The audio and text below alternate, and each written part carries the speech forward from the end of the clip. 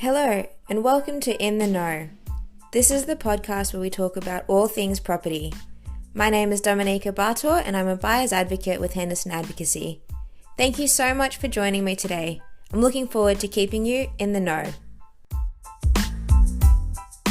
All right, Dom, how you doing? I'm good, Sash. How are you? Good. So thank you so much for joining me this afternoon. As a little bit of an intro, what I wanted to run through today was a suburb spotlight on Wahroonga, and I thought who better to speak to than the man himself. I know you live and breathe Wahroonga, so I know you're, from what I can see, currently in a incognito house trying to sell it. Is that right? Yes. It's launching in the next couple of weeks, but I'm giving a few lucky prospective purchasers an opportunity to buy it prior. Like I probably should have invited you through. We'll get the next one. Well, like I said, thank you so much for joining us. What I wanted to run through was Wahroonga itself as a suburb. I know you and I are both quite, familiar with it and the ins and outs of it being quite an elegant community-based suburb. So I wanted to know what drew you to work in the Upper North Shore and around the Wahroonga region itself. Well, I've only been in real estate for a couple of years, so that's the first and foremost. So I lived and grew up in the area, in the Upper North Shore. I've been in Wahroonga itself for since 2007, but also before that, I lived in Wahroonga in the late 80s and throughout the 90s. So I know the area really well. I love the area and grew up here, lived here, work here. My kids go to school here in the local schools, and that's about it really. So there was no other choice. I wasn't going to go and sell property somewhere where I have no idea what's going on. So Mr. Wahroonga himself. That's correct. Well, soon to be. I'm still I'm on the up. And in turn, you mentioned that you've been there since, 80s, 90s, and now have you seen much of a shift in terms of, the styles of home and what people are after? Look, I think Wahroonga itself, I think it's always been attractive to to prospective purchasers due to the fact that, some of the best schools in the whole of Sydney are there, from Knox and Barker to Abbotsleigh. To even, there's a massive, burning desire for some people at the moment to be going to Wahroonga Public School. So I think, families are looking to send their kids to school in the area. And I don't think that's changed. I think that's been from, since the launch of those private schools back in way before even I was born. So. Yeah, right. So it sounds like it's quite a family-based environment. Family-based, it's leafy, it's safe. It's got a beautiful feel about it, and like you said, it's elegant. It's just a beautiful suburb. So close to transport, close to everything. The village. I don't know if you've been to the village lately, but the village vibes. I mean, it's a beautiful park there, and there's a coffee shop every second shop, and that cafe lifestyle. I think that's what a lot of people love, which is probably a good segue in the fact that everyone wants to be able to walk to that station from the house they're looking for. And it's what's hot at the moment is, trying to get that walk Wahroonga village lifestyle. I agree. I think one of my favorite cafes down there is Bonjour Patisserie. Have you tried the Danish snails from down there? No, I'm actually on a diet, so I haven't, literally, no, but I've heard they're really good. I've put on some COVID kegs myself, so we've recently bought some spin bikes and stuff for the house, so less snails for me, but they're really good. When you're off the diet, give them a crack. I can't, it's once I start, I can't stop, as I've told you before, so that applies to chocolate, croissants, and various other things. Right, and you touched on the walk to rail being in high demand. Have you noticed a shift in terms of the radius essentially growing out due to COVID, and obviously the buyer demand is quite hot? Have you noticed that what people want and the demand for, say, east side and walk to rail has shifted, or has that remained the same? That's a good question. It's a really good question. I think the burning, that fantasy of owning a flat block, 1,000 to 1,200 square meters with a north rear, 500 meters walk to the station. I think everyone still wants it, but I think the reality is, you know, from a price point of view, it's blown out for the average family. I think it's, you know, what used to cost you 2 is now costing you 4 plus. So it's still in the, you know, the burning desire category, but the affordability has driven people to have to expand on their search a little bit. So they're probably realistically lowering their expectations to say, well, maybe I can't get walk rail.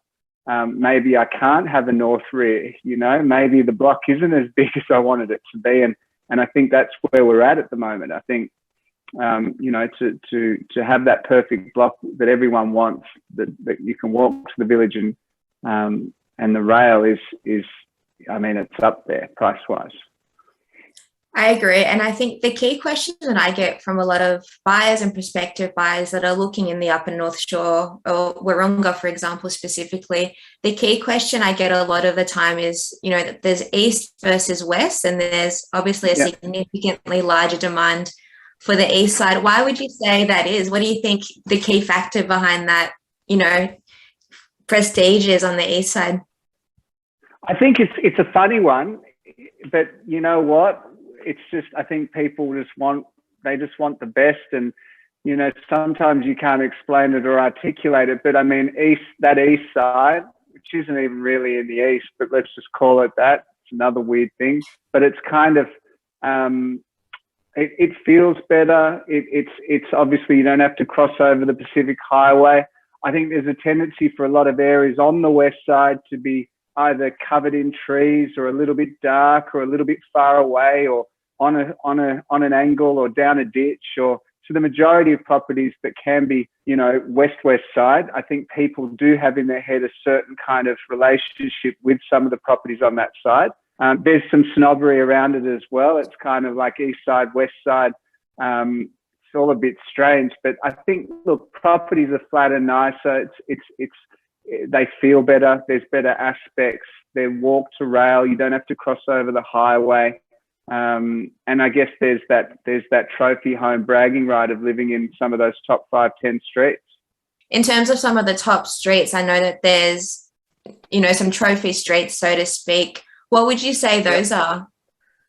I think if I was, you know, I think it's different for everyone, but I think, you know, I sold recently, I think I've set a couple of records lately. It wasn't the sale price of the century. It wasn't a record-breaking highest price ever. But for Wahroonga, we just sold a 4-bedroom home in Wahroonga on Bangala Street for towards the $7 million mark, which I think without a tennis court is probably the highest price ever in Wahroonga. Bangala Street is, you know, that's probably a top street Wahroonga-wise. You've got Hastings, you've got Pibrack, you know, a lot of transactions in that street recently, north of 10 million. So, you know, there's some big thumpers in Wahroonga, and I guess in Wahroonga it'd be, you know, Water Street, Billiard Avenue, you know, and the list goes on. But yeah, there's a few of those streets, and then and you call that, you know, you got that golden triangle bit, and then in the surroundings of that you've kind of got might not be A+++, but it's kind of, well, it's pretty bloody good too. They're all within that kind of, you know, 500 meters walk to rail kind of situation. You know, close to Knox, close to Wahroonga, nice pocket, good sized blocks, some with north rears, some without, big thumper French provincials and classic timeless homes, and just, you can almost drive through and it kind of, you can smell money in the air. It's quite nice.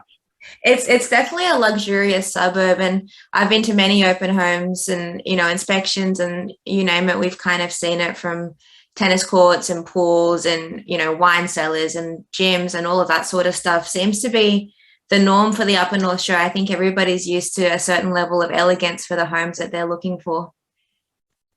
Yeah, it's full on. Look, it's not eastern suburbs 70 mil. I just saw, you know, I saw a snapshot of a guy, Mike Finger. Not that this matters, but I noticed he has a big thumper on Bellevue Hill Record at $70 million, and I'm like, oh, you know. So I think as much as Wahroonga and Warrawee, full of all the good stuff, tennis courts, pools, gyms, all of that stuff, when you put it up against some of that eastern suburbs, I mean, as expensive as it is, or it appears, it's probably still really good buying. And I think, hence probably this massive uplift. I mean, what are you going to do? You're going to spend 70 mil out there, or come and buy the best home in the area for 10 to 12. So whilst expensive to me and maybe others, I think there's some people just snapping it up because it does represent huge value. There's not many places you can buy 2,000 square meters with a tennis court and all the good stuff in a luxury area like Wahroonga, Warrawee, near private schools, some of the best. Whereas you go over the bridge and you're 3 times that for the same houses. So it's an interesting one. I don't know, that just popped into my brain, but it's you probably see more about what's going on in the east than I do.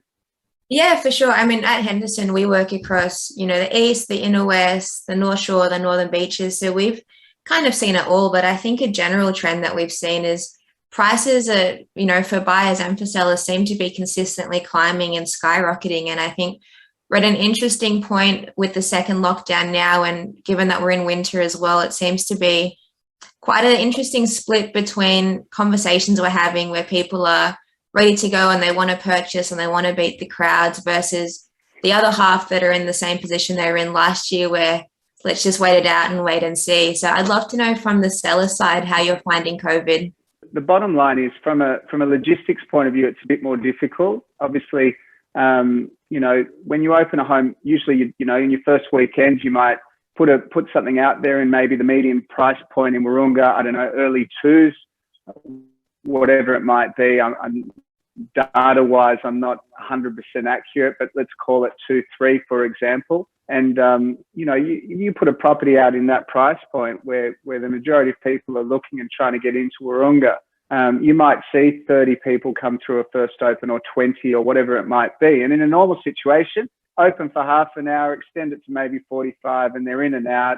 You call them during the week and say good day and see what they thought and all the rest of it. But now, logistically, it's challenging. I mean, each of those people have to be booked one-on-one. Then what makes it even a bit more difficult if the husband and wife rock up, and I'm sure you've seen this, is they can't even walk through the house together. So as much as they drive together to the house, one stays outside and the other one comes through. And so reality, 30 people coming through your first open home becomes potentially 45 to 60.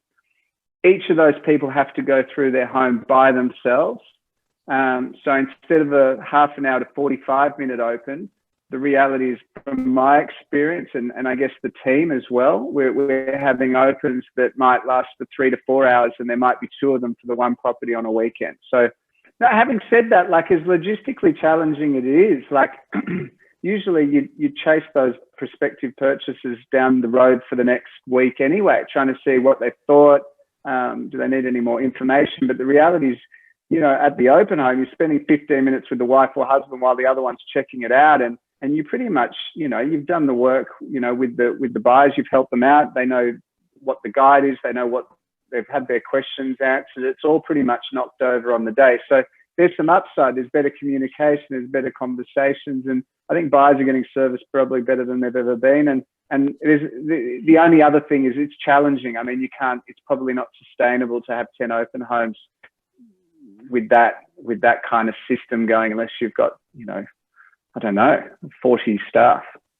Yeah, and by the sounds of it, it seems like, and we see this on our end, there's definitely still buyer appetite and there's definitely still people in the market that are very keen to purchase. A common thing that I'm hearing from the buyers that we're speaking to that have engaged us to help them out is they found that they're struggling to find stock, or they feel like there's a lack of stock, so to speak, in the market. How do you think you see that on the seller side of things with regards to stock that's available now or potentially coming on in the near future? Yes, I think, look, back to the COVID logistical kind of what has it caused? I mean, there's a lack of supply. And I mean, this has been for a little while now. This was before COVID, before we got locked back down. Our stock levels were not exact. They'd kind of started to free up a little bit, but they've definitely, I guess, totally kind of come back. And I guess you can combine that with the fact we're in winter and the fact that we're locked down and the fact that people are scared and they're not sure what to do. And there's a bit of uncertainty, and because of the low stock levels, people are saying, well, even if I do sell, where am I going to go? And that's probably the thing that I think drives, I guess, that lack of, it's that fear of being stuck out homeless. There isn't that many homeless people that have sold their house in Wahroonga. I haven't seen many up at Turramurra Memorial Park or down at Wahroonga Park. But I guess the bottom line is that lack of stock is almost causing that snowball effect, of people saying, well, I'd love to sell. It's not ideal. We're in the middle of lockdown. The agent's telling me I can get a great price. And even if I did believe in, where am I going to go? And that's probably what I see. What's going to happen? I think there'd be a few people out there that, probably aren't totally convinced that if they put their property on the market right now in absolutely pretty much isolation with no competition, that they will probably get an amazing result, better than what they might get when the restrictions are eased. The first thing that's going to happen is you're going to see probably a little bit more stock free up, and you're going to, instead of having your house on with pretty much nothing against you, you're going to have competition. So you're going to need good agent, good marketing. You're really it won't be just a walk in the park anymore. It'll be back to, you're really going to have to fight to sell your house if you leave it to that moment when everyone decides, because I believe there is quite a fair few people in that holding pattern. Our job's obviously to try and, navigate them through and trying to get their property on looking good in the middle of a lockdown, including repairs and whatever else we can try and do to make the house presentable. And obviously, try and help them work out, well, how do they go to that next destination? Because that's their fear, where are they going to go? So yeah, I think you'll see stock free up as soon as, people either accept that we might be in lockdown for a long period of time, or when it does free up, you'll see, I think, a bit of an onslaught of properties hitting the market. I don't necessarily think that means that the cost, I don't necessarily think the prices are going to die because of it, though. I think we'll still there's plenty of buyers out there. I think you'd know better than anyone. I think as soon as it does free up and people start selling, all of those people become buyers. So, you're going to have more buyers, you're going to have more sellers, you're going to have, last time we came out of restrictions last year, I mean, the property market went through the roof. So who knows? I agree. I don't even know if I answered any questions. No, you did. And you did. And I couldn't agree more. I think it's one of those cases where, we're in a bit of that limbo period, like we said, where it's both locked down and also seasonally a little bit quiet. And then it seems like it's going to be building up to pent-up demand and more competition, both on the buyer and the seller side. Yeah. In terms of the days on market, I know you touched on COVID impacting the logistics and the day-to-day and, all of that sort of stuff from the seller side and also from the buyer side. Have you noticed that the COVID lockdowns and the change of the day-to-day has increased or decreased the days on market for a property?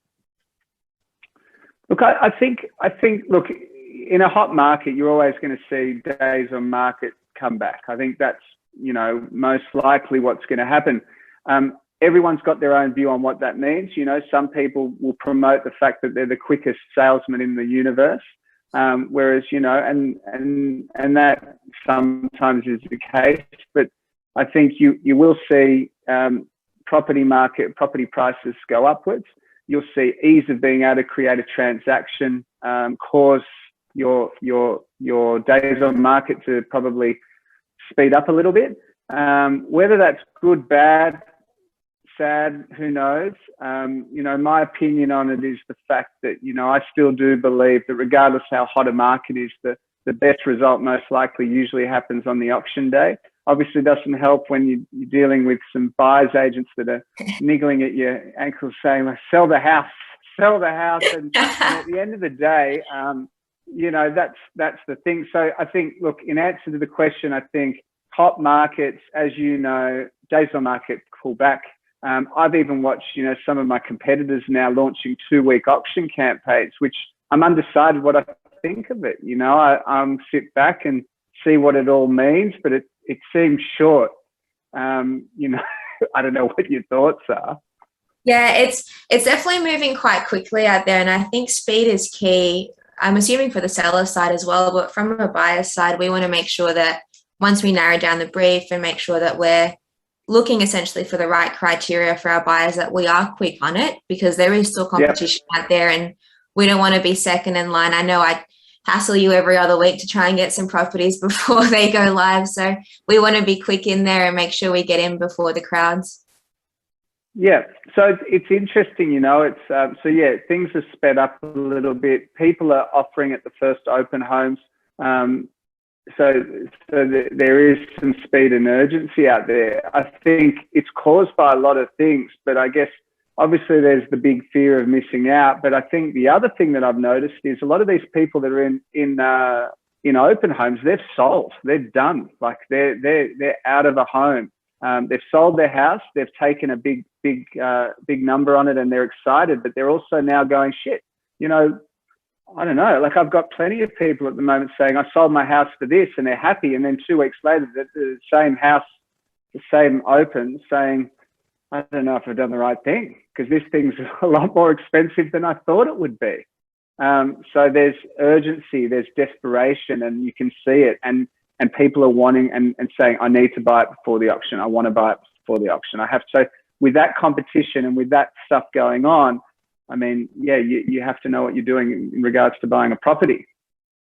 Yeah, for sure. And off the back of that point, for the buyers that are looking to buy right now in the current state of the market that we're in, do you have maybe like a top 2 or 3 tips for them? I can think of a couple. I think, I guess, look, I represent owners, and I guess that's the thing, and as much as I love buyers, the bottom line is I spend a lot of my time trying to maximize price and get the most out of a prospective purchaser. That's really my job, whereas your job is obviously to find them a home and not necessarily steal it either. And I think that's the thing that people need to understand. That's not what a buyer's agent's necessarily about. It's not all about, trying to get a cheap home. So I think my tips would be, what I've seen at the moment is you have to let go of the past. I think that's one thing first and foremost. If you've been looking for more than 3 months, you have to reset. Like, it's just forget. You've missed. Yes, the property you were looking at $2 million has now become 2.5. It just is what it is. You cannot go back in time unless you know Doc and Marty McFly, and you're going to jump into the DeLorean and fly back into wherever. You're not. You got no chance. So the bottom line is new pricing. So I think there's some acceptance around the price.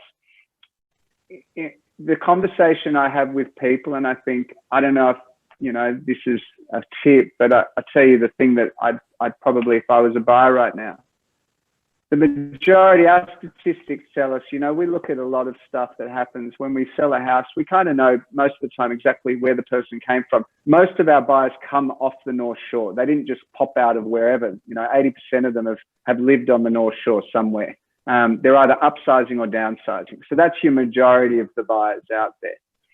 Most of those people are not buying their home to live in for a year or two. They're not just moving out in 2 years. They're moving in to live. They're either downsizing into something they're going to spend the next 10 years in, or they're upsizing. They're to spend the next 7 to 12 years in, or maybe even more. So the reality is, the question I ask people is, what do you think the house is worth? And they'll say something like, it's a bit expensive. You want 2.5. I think it's worth 2.2. You say, well, that's fantastic. How long have you been looking for? About 6 months.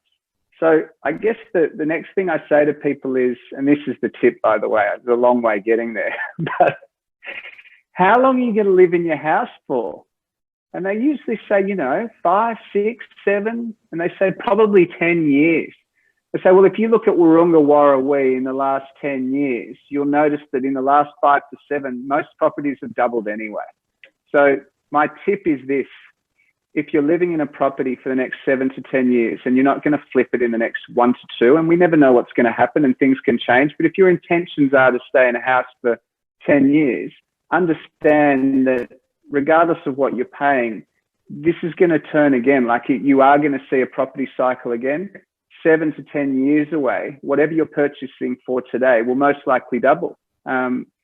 So I think that's the key to this is just not imagining, okay, what I could have bought it for 3 months ago.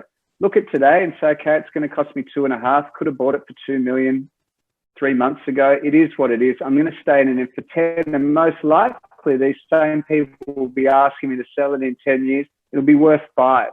So I think that's the tip is look at it as a long game, accept what's happened, which is the prices have gone through the roof. There's no signs that they're going to slow down or retract. If anything, they might stabilize, but they're still going to be high. So you may as well get used to it quickly, because I think what some people have done is they've not accepted the fact that prices have gone up. And then it only takes a month or 2 months and you've lost another 5 to 10%. So I guess there's the next tip is you're sitting at this auction, you're not sure what you should pay. And how many people do we ask, you know, you missed that, you're an underbidder, and they say to you, you know, maybe I should have fucking gone an extra 10 grand, you know? And it's like, for the sake of, you've just missed a house for $3 million for the sake of 10 grand, that's going to be worth 6 in 7 to 10 years. So you've missed your house. You're now going to spend the next 6 months looking. The $3 million house is now worth 3.5, and you missed it for 10 grand. And that, I think, is the tip. It's like, who cares? You're not going to look back on it in 10 years and go, my house, I bought it for 3. Sash got an extra 50 grand out of me. I paid 3,050. It's worth 6 now. You're not going to sit there rocking yourself to sleep because, you know, your house is worth 6 million and you gave me an extra $20,000 10 years ago. So I think the tip is try and look into the future and know that your house will double.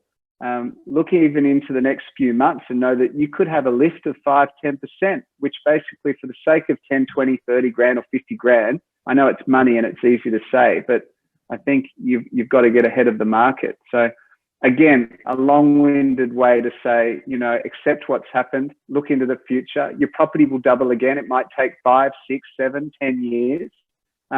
You won't look back on it and go, gee, I wish I hadn't given him an extra 20, 30 grand to buy the property. So I don't know if that makes any sense. It does. And I agree completely. It's a big educational process of like, this is how quickly the markets move. This is where you can get your bang for buck. It's definitely a big kind of cycle that we're reshifting, I guess, and resetting, like you said.